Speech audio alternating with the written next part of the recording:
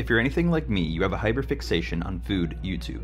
Whether it is endlessly scrolling through shorts about different recipes or watching endless videos of creators trying to recreate dishes found in movies, pop culture, fast food, or staples of cuisine. Food content has become such a large subculture of YouTube that it has become one of the most profitable sectors for creators.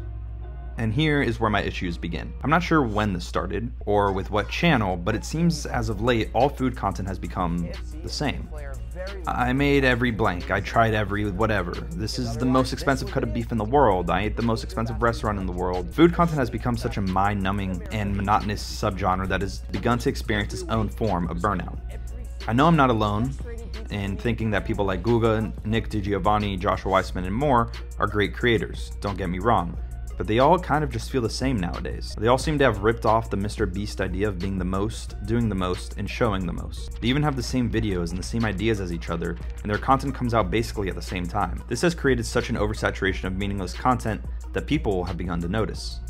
Let's take Joshua Weissman for example. I've been a fan of Josh's for years. I remember watching his Fermentation Fridays and his cooking techniques and thinking, wow, I'm really learning something from a professional cook in a way that is fun and easy to digest. He quickly became one of my favorite food creators as his takes on dishes constantly had me in awe. I genuinely felt like I was becoming a better home cook because of him.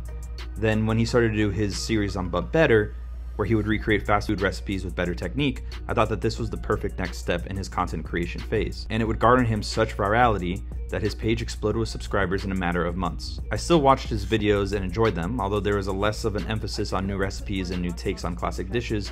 He still came out with those videos often enough to keep me a loyal subscriber. I even bought his first cookbook and I loved it and still use it to this day. Then, somehow, he lost me. He started doing these insane challenges, started to travel across the country and world to film exotic locations.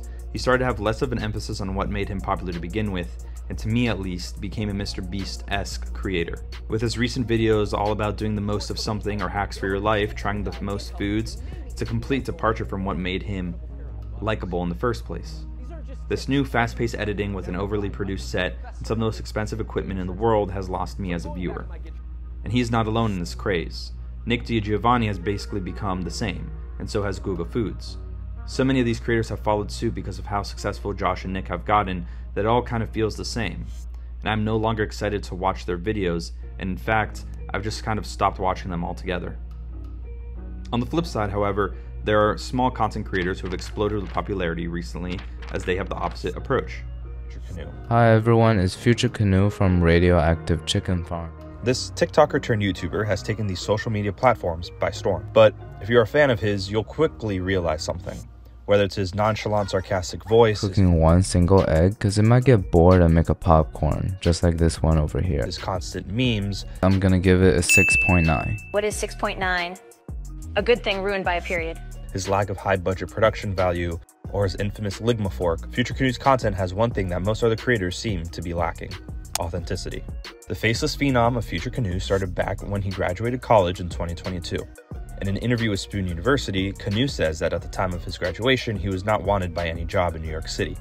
So in all his free time, he started to make YouTube and TikTok foods in his apartment. He would oftentimes make jokes about himself. My friends like to call me a couch potato, which is super unfair for the potato. And film himself just to break up the monotony of his life. After months of this, Canoe landed his full-time job and kept on posting TikToks. One of his TikToks randomly caught fire and garnered him 100,000 followers within a week. With his Ligma fork and his can of tomatoes by his side, Canoe became an icon on TikTok, making fun of himself and other creators, being a touch crass, kind of annoyed with himself, and always out of milk. He quickly started to gain a loyal fan base. Within a few months of posting TikToks, he passed 1 million followers and started a YouTube channel. At the time of this video, his account has been active for 9 months and has already gained over 1.1 million subscribers. Growth like this is far from normal, and Canoe is also far from normal. He now has a list of channel regulars that his fans have come to know and love, like his never-ending supply of raclette, beating it on the couch, I Give a Second Chance to Kewpie Mayo, and his dad returning with the milk from his store. And I'm still waiting for my dad to come back with the milk, so we're just gonna do it. Canoe has never showed his face on camera because of his day job, which requires him to talk face-to-face with clients, and he does not want that to be tainted with his internet fame. But what exactly did Canoe do that launched him to the place he is today?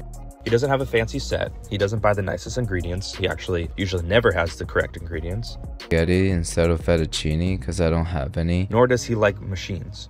And those reasons are what make him popular. People can connect with Canoe more than they can with a celebrity YouTube chef. Canoe is in touch with meme culture. His persona is basically one of an internet troll. He doesn't take himself or his content too seriously, and he just seems like a normal guy who's posting videos to a site that he genuinely enjoys. He doesn't seem to have an assistant, doesn't have truffles on every dish, and constantly flames his own food. As a watcher of Future Canoe's content, I enjoy the realness of his NPC experiences, whether it is in his struggle meals or him going around New York City or viral foods. To visit the most viral restaurants in the New York City Chinatown. He shows what life is like for the average NPC trying to follow food trends and crazes. Now, there's no glitz nor glam, and that's what makes Canoe successful. Canoe isn't alone in this new wave of content creators, but he seems to be the faceless phenom of it all. TikTok chefs like Sad Poppy, Chad Kubanoff, and Hu.Lee have become some of my new staples of food content. They do what these other creators used to do, in my mind, have perfected it. I hate to think that these beloved creators are becoming the same globless mass of food industry, but unless they change and go back to what made them popular in the first place, I know I won't be alone in unsubscribing to their pages and forgetting about them altogether. You look lonely.